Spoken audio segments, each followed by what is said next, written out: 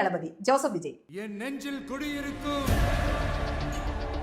വിജയുടെ രാഷ്ട്രീയ പ്രവേശം ഒരു പെട്ടെന്നുണ്ടായ തരംഗമാണെന്നാണ് പലരും കരുതുന്നത്. എന്നാൽ അവർക്ക് തെറ്റി.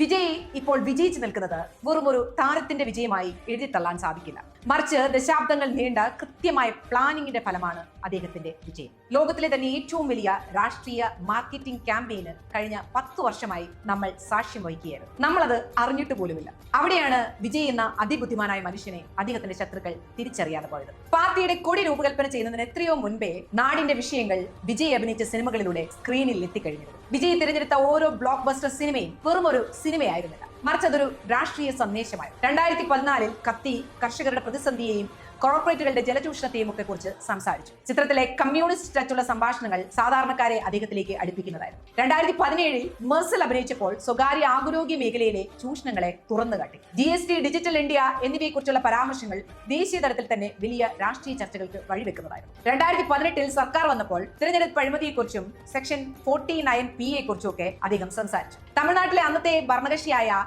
AIDMK-യുമായി നേരിട്ടുള്ള ഏറ്റുമുട്ടലിന് ഈ ചിത്രം കാരണമായി. 2019 ബിഗിൽ വന്നപ്പോൾ കായിക രംഗത്തെ വ്യവസ്ഥാപിതമായ അഴിമതിയും സ്ത്രീ ശാസ്ത്രീകരണമൊക്കെ ചർച്ച ചെയ്യപ്പെട്ടു. 2023 ലിയോയും വാരിസും ഒക്കെ വന്നപ്പോൾ സിനിമയ്ക്ക് പുറത്തു നടത്തിയ ഓഡിയോ ലോഞ്ച് പ്രസംഗങ്ങളിലൂടെ അദ്ദേഹം തന്റെ രാഷ്ട്രീയ നിലപാടുകൾ സൂചിപ്പിച്ചു തുടങ്ങി. കുട്ടി സ്റ്റോറികൾ വഴി രാഷ്ട്രീയ എതിരാളികൾക്ക് പരോക്ഷമായ മറുപടികൾ നൽകി. ഇതിലെ രീതി വളരെ വ്യക്തമാണ്. സിനിമകൾ പ്രശ്നങ്ങൾ ചൂണ്ടിക്കാണിച്ചു. ആ പ്രശ്നങ്ങൾക്കുള്ള പരിഹാരം വിജയ് എന്ന കഥാപാത്രമായിരുന്നു. ടിവിക്ക് പതാകയേക്കാൾ കൂടുതൽ അദ്ദേഹത്തിന് വേണ്ടി പ്രചരണം നടത്തിയത് ആ സിനിമകളായിരുന്നു. വിജയകാന്ത്, കമലഹാസൻ എന്നീ സൂപ്പർ സ്റ്റാറുകൾ ഇറങ്ങി പരാജയപ്പെട്ടിടത്തും രജനികാന്ത് എന്ന സൂപ്പർ സ്റ്റാർ ഇറങ്ങാൻ പേടിച്ച് പരാജയപ്പെട്ടിടത്തും വിജയ് എന്ന മനുഷ്യൻ വിജയ് ശ്രീലാളിതരാകുന്നത് വെറുതെയൊന്നുമല്ല.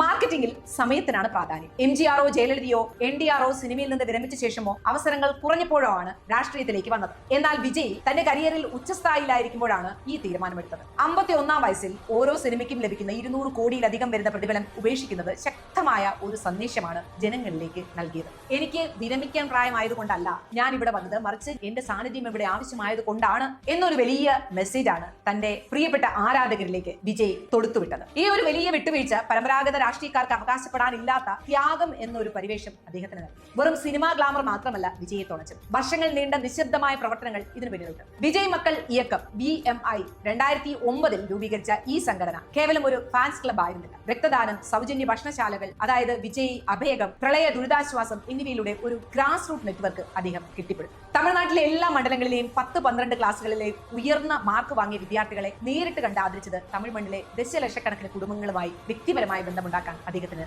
സാധിച്ചു. പെരിയാർ, അംബേദ്കർ, കാമരാജ് എന്നിവരെ തന്റെ രാഷ്ട്രീയ മാർഗദർശികളായി പ്രഖ്യാപിച്ചതിലൂടെ ദ്രാവിഡ രാഷ്ട്രീയത്തിന്റെയും ദളിത് രാഷ്ട്രീയത്തിന്റെയും ഒരു സങ്കലനമാണ് അദ്ദേഹം ലക്ഷ്യം വെച്ചത്. റാണി വേലു നാച്ചിയാരെയും അഞ്ജലി അമ്മാളിനെയും ഐക്കണുകളായി ഉയർത്തിക്കാട്ടി സ്ത്രീ വോട്ടർമാരെയും അദ്ദേഹം സ്വാധീനിച്ചു. പരമ്പരാഗത പാർട്ടികൾ പ്രായമായ നേതൃത്വങ്ങളെ ആശ്രയിച്ചപ്പോൾ 51 വയസ്സുകാരനായ വിജയ് യുവാക്കൾക്ക് കൂടുതൽ സ്വീകാര്യനായി. 73 വയസ്സുകാരനായ സ്റ്റാലിനെ പോലെയോ 71 വയസ്സുകാരനായ EPS-നെ പോലെയോ ഉള്ള പ്രമുഖ നേതാക്കളുമായി താരതമ്യം ചെയ്യുമ്പോൾ വിജയ് അവർക്ക് അന്യനായി തോന്നിയില്ല. കപിൽ സാഹുവിനെ പോലെയുള്ള പ്രമുഖ രാഷ്ട്രീയ തന്ത്രജ്ഞരുടെ സഹായത്തോടെ സോഷ്യൽ മീഡിയയിൽ ഒരു വലിയ വിപ്ലവം തന്നെ ടിവിക്ക് സൃഷ്ടിച്ചു. തൊഴിൽ ഗ്യാരണ്ടി, സ്റ്റാർട്ടപ്പ് വായ്പകൾ, മയക്കുമരുന്ന് വിരുദ്ധ നിലപാടുകൾ എന്നിവയിലൂടെ വലിയൊരു ശതമാനം വോട്ട് ഷെയർ സ്വന്തമാക്കാൻ അദ്ദേഹത്തിന് സാധിച്ചു.